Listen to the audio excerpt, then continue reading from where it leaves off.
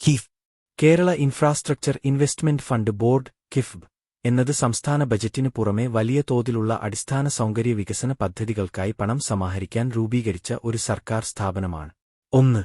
Fund എങ്ങനെ സമാഹരിക്കുന്നു? പരമ്പരാഗത നികുതി വരുമാനത്തിനു പുറമെ താഴെ പറയുന്ന മാർഗങ്ങളിലൂടെയാണ് കിഫ്ബ് പണം കണ്ടെത്തുന്നത്. വിപണിയിലെ കടമെടുപ്പ്. ആഭ്യന്തര, അന്തർദേശീയ വിപണികളിൽ ബോണ്ടുകൾ ഇറക്കുന്നു. ലണ്ടൻ സ്റ്റോക്ക് എക്സ്ചേഞ്ചിൽ മസാല ബോണ്ടുകൾ പുറത്തിറക്കിയ ഇന്ത്യയിലെ ആദ്യത്തെ ഉപദേശീയ സ്ഥാപനമാണ് കിഫ്. ലോണുകൾ. പ്രമുഖ വാണിജ്യ ബാങ്കുകളിൽ നിന്നും നബാർഡ് പോലുള്ള ദേശീയ ധനകാര്യ സ്ഥാപനങ്ങളിൽ നിന്നും ദീർഘകാല വായ്പകൾ സ്വീകരിക്കുന്നു.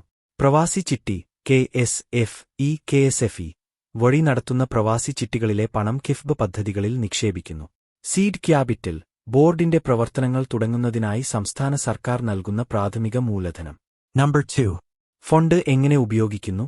ബജറ്റിൽ ഒതുങ്ങാത്ത വലിയ നിക്ഷേപം ആവശ്യമുള്ള പദ്ധതികൾക്കാണ് ഈ പണം ഉപയോഗിക്കുന്നത്. ഭൗതിക അടിസ്ഥാന സൗകര്യങ്ങൾ. പ്രധാന റോഡുകൾ, വലിയ പാലങ്ങൾ, ഫ്ലൈ ഓവറുകൾ, വ്യവസായ പാർക്കുകൾ എന്നിവയുടെ നിർമ്മാണം.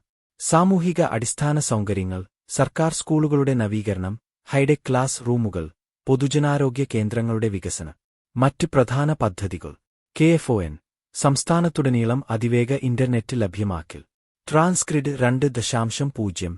വൈദ്യുതി വിതരണ ശൃംഖല ശക്തിപ്പെടുത്തൽ. കുടിവെള്ള പദ്ധതികൾ. വലിയ തോതിലുള്ള കുടിവെള്ള വിതരണ സംവിധാനങ്ങൾ. Number 3.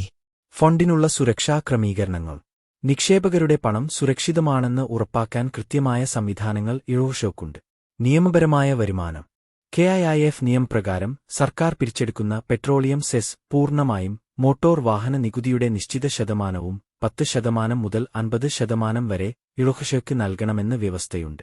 സർക്കാർ ഗ്യാരണ്ടി. കിഫ്ബ് എടുക്കുന്ന എല്ലാ വായ്പകൾക്കും കേരള സർക്കാരിന്റെ നിരുപാധികമായ ഗ്യാരണ്ടി ഉണ്ടായിരിക്കും. Escrow account DSRA. വായ്പ തിരിച്ചടവിനായി പ്രത്യേക എസ്ക്രോ അക്കൗണ്ടുകൾ ഉപയോഗിക്കുന്നു. തിരിച്ചടവിൽ വീഴ്ച വരാതിരിക്കാൻ 6 മാസത്തെ തിരിച്ചടവിനുള്ള തുക എപ്പോഴും debt service reserve account DSRA എന്ന അക്കൗണ്ടിൽ കരുതൽ ധനമായി സൂക്ഷിക്കുന്നു. സ്വതന്ത്ര മേൽനോട്ടം.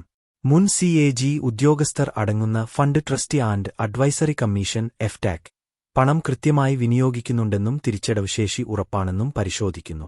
ഇതുപോലുള്ള കൂടുതൽ വീഡിയോകൾ കാണുന്നതിനായി ചാനൽ ലൈക്ക് ചെയ്യാനും സബ്സ്ക്രൈബ് ചെയ്യാനും മറക്കരുത്.